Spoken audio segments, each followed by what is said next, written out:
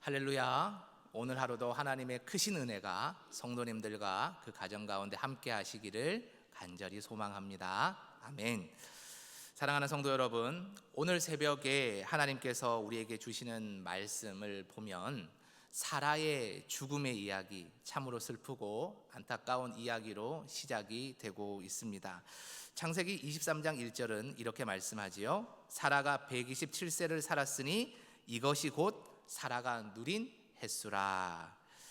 그리고 이어서 2절에는 사라가 이 가나안 땅 헤브론에서 죽었고 남편 아브라함이 들어가서 사라를 위하여 슬퍼하며 애통했다라고 기록하고 있습니다.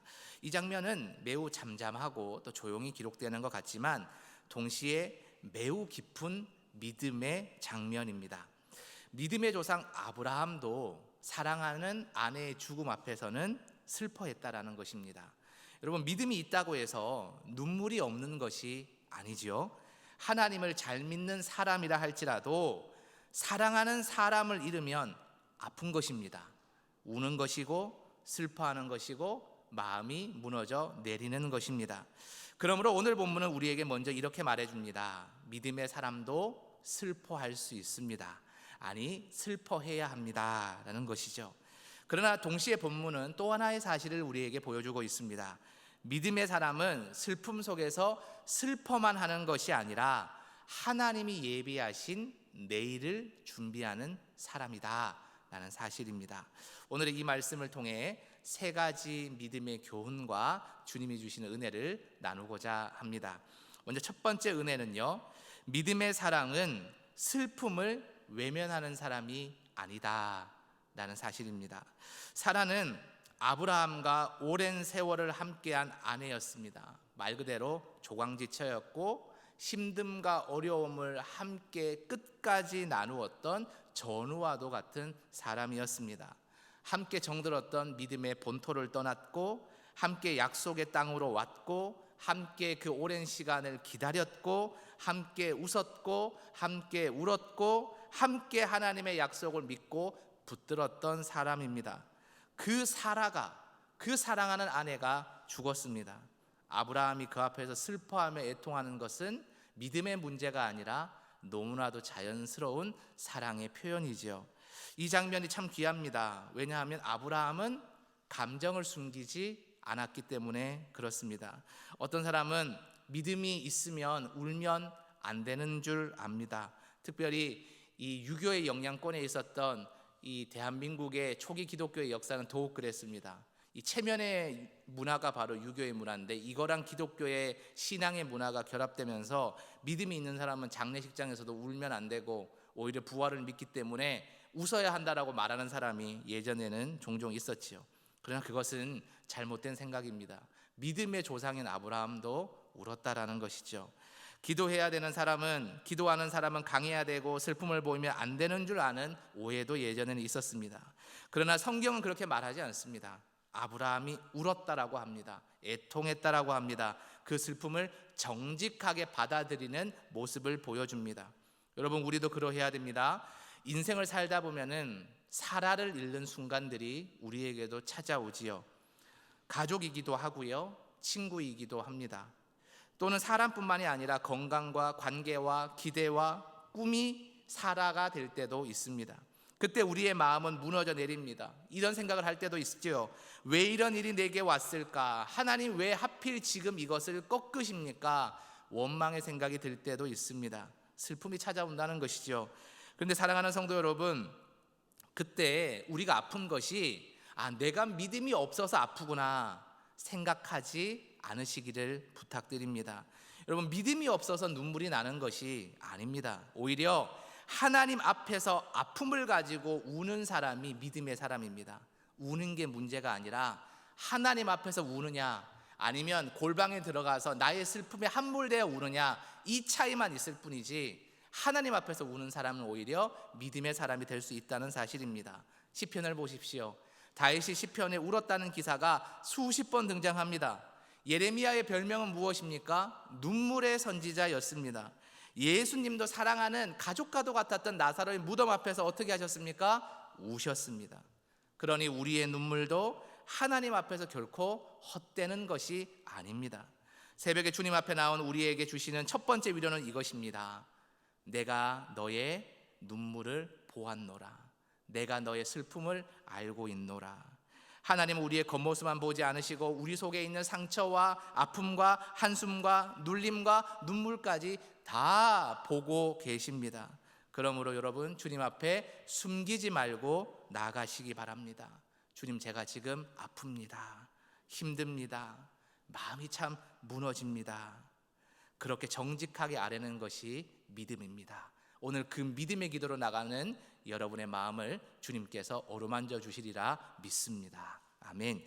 두 번째 우리에게 주는 교훈은 믿음의 사람은 슬픔 가운데서도 책임 있게 행동하는 사람이다라는 사실입니다.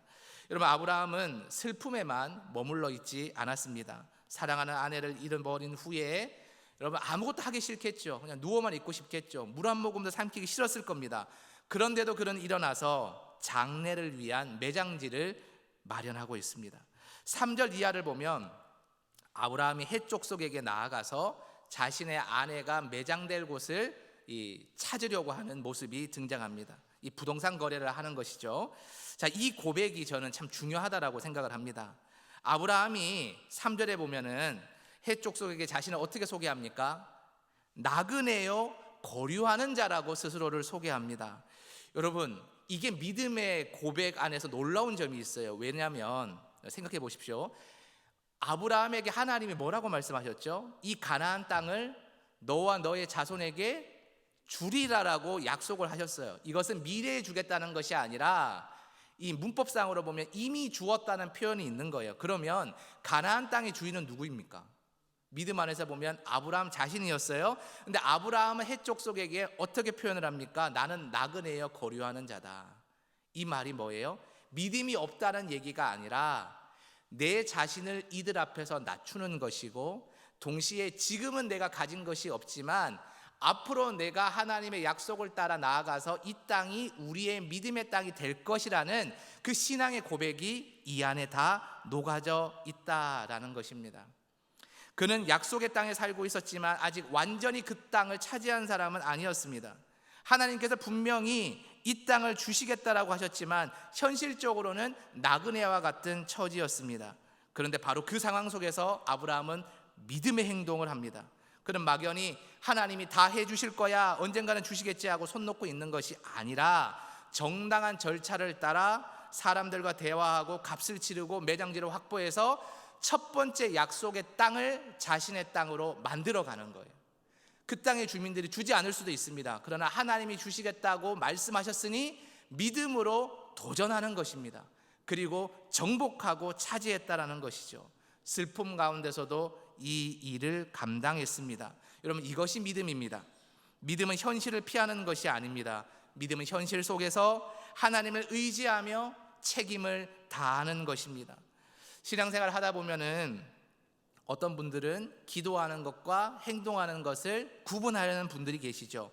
기도만 하면 돼, 기도가 제일 중요해 라고 생각하는 분은 계시고, 반대로 현실은 현실이더라, 기도랑 상관없이 내가 열심히 해야 되더라 생각하는 분도 계십니다. 그러나 성경은 어떻게 얘기할까요? 두 가지 생각을 함께 보여줍니다. 아브라함은 슬퍼했습니다. 그런데 동시에 기도하는 사람이었습니다. 동시에 움직이는 사람이었습니다. 그는 말했습니다. 협상했습니다. 값을 지불했습니다. 책임 있게 행동했습니다. 우리에게도 여러분 이런 믿음이 필요합니다. 가정의 문제 앞에서, 건강 문제 앞에서, 자녀 문제 앞에서, 교회 여러 사역 앞에서 우리는 눈물로 기도해야 합니다. 그러나 동시에 우리에게 맡겨진 일을 감당해야 합니다. 연락해야 될 사람에게 연락하고, 정리해야 될 일 정리하고, 화해할 일 있으면 화해하고, 결단할 일 있으면 결단을 해야 합니다. 하나님은 믿음의 사람에게 가만히 있어도 감이 뚝 떨어지는 기적만 주시는 분이 아니라 슬픔 속에서도 무너지지 않고 한 걸음 한 걸음 나아가 감당할 수 있는 힘을 부어주시는 분입니다. 오늘 우리에게도 그 힘을 주실 줄 믿습니다. 아멘. 세 번째 교훈이자 지혜는요, 믿음의 사람은 보이는 땅보다 더 큰 약속을 붙드는 사람이다. 저 땅을 주시기로 하셨지 정도의 믿음이 아니라 보이지 않는 더 큰 약속을 나에게 부어주실 거야 라는 믿음으로 슬픔을 이겨내는 사람이 믿음의 사람이다라는 것이죠. 아브라함은 결국 에브론에게서 막벨라굴, 아내를 장사할 막벨라굴과 그 밭을 은 400세겔에 구입합니다. 17절부터 20절까지 내용을 보면 이 거래가 아주 자세하게 기록이 되어 있어요. 밭과 굴과 주변 나무와 이 성문 앞에서 세우는 증인들까지 세세하게 기록하고 있습니다. 왜 이렇게 자세하게 기록을 할까요? 이것은 단순히 부동산 거래가 중요하기 때문에 증거를 남기려고 기록하는 것이 아닙니다. 이것은 믿음의 역사에 있어서 매우 중요한 바로 첫 번째 소유지이기 때문에 그렇습니다. 하나님의 약속이 성취되고 있음을 보여주는 첫 번째 그의 소유지였다라는 것입니다. 하나님은 이미 아브라함에게 이 땅을 주시겠다고 이미 수년 전, 수십 년 전에 약속하셨습니다. 그러나 아브라함이 실제로 소유한 땅은 이제 비록 뭐예요? 아주 작은 무덤 하나의 자리일 뿐이었습니다. 넓은 가나안 전부를 한꺼번에 주신 것이 아니고 지금 당장 그의 손에 들어온 것은 아내 하나 겨우 누일 수 있는 막벨라 굴 뿐이었습니다. 하지만 여기에 믿음의 비밀이 있습니다. 성도 여러분, 아브라함은 작은 무덤 하나를 샀지만 사실은 그것은 하나님의 약속을 붙드는 믿음의 고백이었습니다. 사라의 시신을 묻을 자리 하나 준비했지만 사실은 후손에게 주실 땅의 약속을 바라보는 믿음이었습니다. 죽음을 맞이했지만 그 죽음 속에서도 하나님이 이루실 미래를 고백하는 믿음이었습니다. 여러분, 이것이 바로 참된 믿음입니다. 믿음은 현재 눈앞에 슬픔의 현실만 바라보는 것이 아닙니다. 믿음은 지금은 작아 보여도 하나님께서 반드시 이루실 약속, 가나안 땅을 모조리 너에게 주리라라는 그 더 큰 약속을 바라보며 살아가는 것, 바로 그것이 우리의 신앙의 생활이 되어야 합니다. 아브라함에게 막벨라 굴은 단순한 아내의 매장지가 아니었습니다. 그것은 하나님의 약속의 첫 열매였습니다. 슬픔의 장소이면서 동시에 소망의 장소였고 눈물의 자리이면서 동시에 믿음의 자리였습니다. 사랑하는 성도 여러분, 우리 인생에도 막벨라 굴과 같은 자리가 있습니다. 지금은 너무너무 작아 보입니다. 지금은 손에 잡히는 것이 없는 것 같습니다. 내가 예수를 10년을 믿고 20년을 믿고 50년을 믿었는데 약속으로 주신 것이 분명히 많다라고 응답을 하실 것 같은데 에게 이거밖에 없구나, 겨우 나 몸 하나 누일 자리밖에 없구나, 이런 생각이 드실 때가 있습니다. 그러나 여러분, 하나님은 작은 시작과 도전과 믿음의 고백을 통해서 매일매일 큰 약속을 이루어가는 분이십니다. 오늘 우리가 드리는 새벽 기도도 어떻게 보면 아주 작은 자리처럼 느껴질 수도 있으실 겁니다. 그러나 하나님은 이러한 작은 기도의 자리와 도전의 자리들을 하나하나 쌓아가면서 우리의 믿음을 세우시고 가정을 붙드시고 교회를 인도하시고 하나님의 뜻을 이루어 가십니다. 그러니 이 자리, 막벨라 굴과 같은 이 기도의 자리를 여러분 소홀히 여기시면 안 됩니다. 이것이 시작입니다. 이 자리에서 기도하면서 선포하시고 열방을 나에게 주소서, 우리의 자녀들에게 이 열방을 허락하여 달라고 기도할 수 있는 믿음의 약속을 붙드는 성도님들이 되시기를 간절히 바랍니다. 아멘. 오늘의 말씀을 통해 우리는 세 가지 믿음의 중요한 교훈과 지혜를 얻었습니다. 첫 번째는 믿음의 사람은 슬퍼하지 않는다라는 것이죠. 두 번째는 믿음의 사람은 슬픔 가운데서도 책임 있게 행동하는 사람이다라는 사실입니다. 마지막 세 번째는 믿음의 사람은 보이는 현실에만 머무는 사람이 아니라 현실 너머에 있는 하나님의 더 큰 약속을 붙들고 오늘 또 당당하게 나아가는 사람이다라는 사실입니다. 여러분, 이 세 가지 믿음의 교훈을 꼭 기억하고 오늘 하나님이 이렇게 말씀하시는 따뜻한 음성을 마음에 새기시기 바랍니다. 사랑하는 내 아들과 딸들아, 울어도 된단다. 그러나 거기서 멈추지 말아라. 내가 너희에게 준 약속을 붙들고 그 자리에서 다시 일어나라. 내가 너의 슬픔 속에서도 너를 위해 다시 일어날 자리를 준비하고 있단다. 이 따뜻한 아버지의 음성을 기억하시면서 오늘 또 기도의 자리에서 승리를 선포하시고 하나님이 주시는 가나안의 약속, 여러분의 각각의 인생에게 허락하신 그 가나안 땅의 축복의 약속을 붙들고 오늘도 주님을 신뢰하며 살아가는 믿음의 성도들이 되시기를 간절히 축원합니다. 아멘. 기도하겠습니다. 하나님 아버지, 오늘도 이 귀한 하루의 첫 시간, 이 새벽에 주의 말씀 앞에 서게 하시니 감사를 드립니다.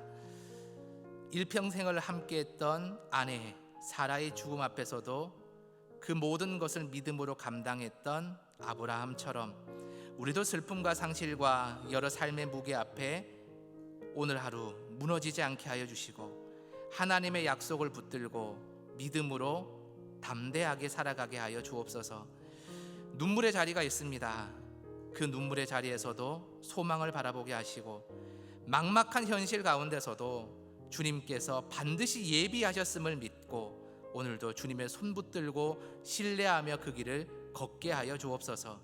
오늘 하루도 우리의 걸음을 붙들어 주시고 우리의 가정과 교회와 일터 가운데 주님의 한량없는 하늘의 은혜를 더하여 주옵소서.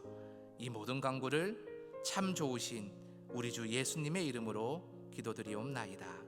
아멘.